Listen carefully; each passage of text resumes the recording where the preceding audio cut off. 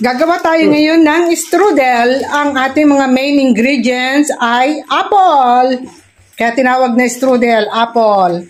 Tapos kailangan natin dito ng mga pasas. Sinamahan ko na rin siya ng mga ilang nuts. At siyempre, kung saan mo ilalagay ang ating strudel dito sa pasta sfoglia.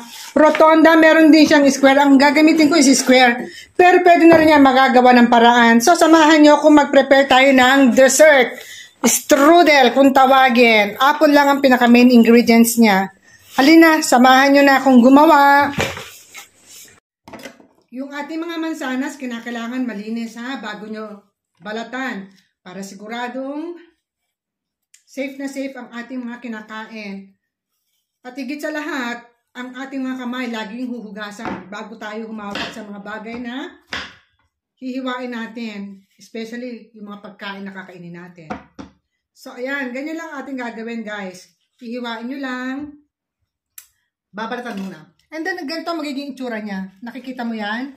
Yan. Ganyan na magiging itsura ng ating mansanas. Isasalang natin siya sa kawali, ha?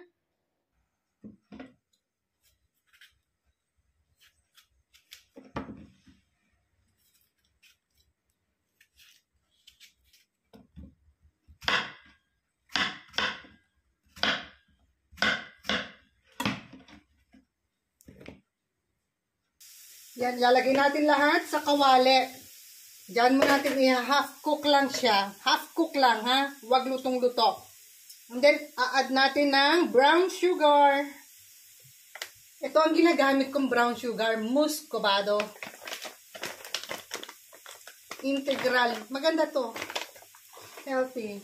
Iuhulog ko na siya. Mga 4 or 5 tablespoon na sugar. Brown muscovado.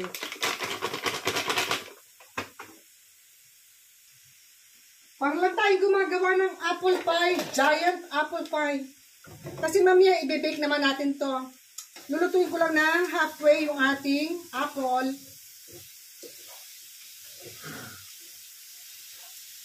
Yes.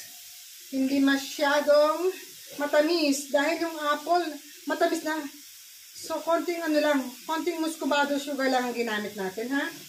Yung 4 to 5 tablespoon, pwede nyo rin bawasan, or kung gusto niyo ng matamis, pwede niyo rin dagdagan.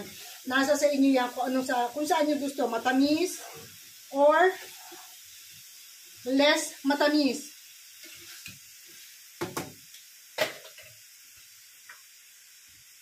At ilalagay na rin natin itong ating pasas na may mga konting nuts. Nilagyan ko na rin siya ng sunflower seeds at saka ng tawag dito yung buto ng kalabasa. Hinalo ko na siya lahat dyan. At para lalong sumarap, lalagyan natin ng konting vanilla essence. Okay?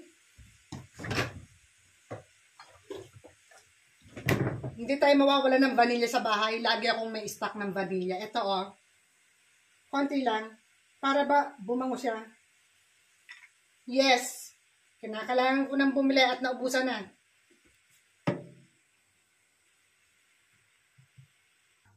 Ayan, luto na yung ating apple, ha? Palalamigin lang natin siya ng very, very light.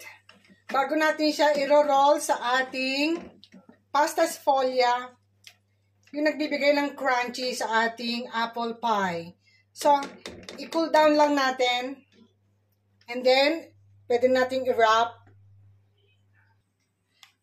Ito yung tinatawag nating pasta sfoglia. Dito natin ilalagay yung ating nilutong apple. And then, ilalagay natin sa oven for 30 minutes, 35 minutes. So, ito, na-cool down na natin yung ating apple na niluto. Ilalagay na natin siya dito sa pasta sfoglia.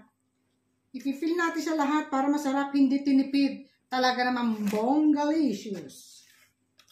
Ito ang nirequest na naman ni Fabio sa ating dessert. Nag-supermarket kami, nakakita siya ng strudel sa palengke, sa supermarket. So, ayan. Nag-request siya. Gumawa. Dito sa parchment paper, huwag kayo mag-alala. Pwedeng pumunta yan pwedeng makapasok yan sa oven. Hindi masusunog. Talagang pang-oven siya.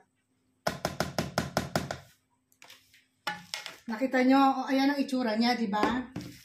Dalawa ang ginamit kong pasta sfolia kasi nga, maliit lang yung ating container.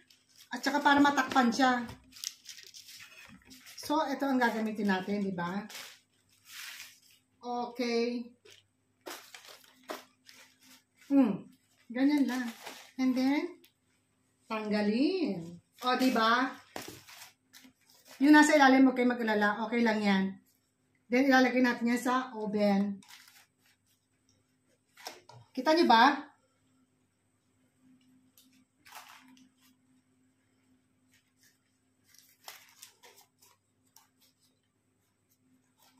Para kang gumawa ng apple pie giant. Giant apple pie.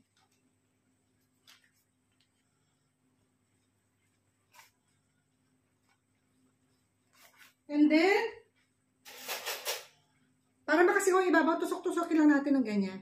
Okay? Masyadong malaki yung paper. Pwede ko naman siyang i-cut off kasi sobrang laki.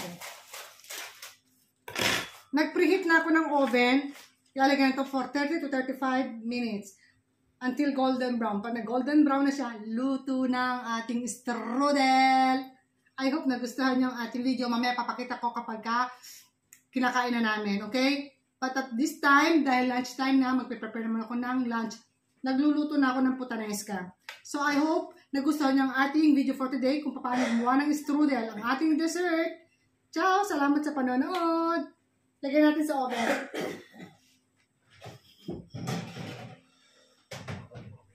Yung oven ko is 200 degree Fahrenheit, yun lang. And then 30 to 35 minutes. Okay? Salamat! See you! Ciao!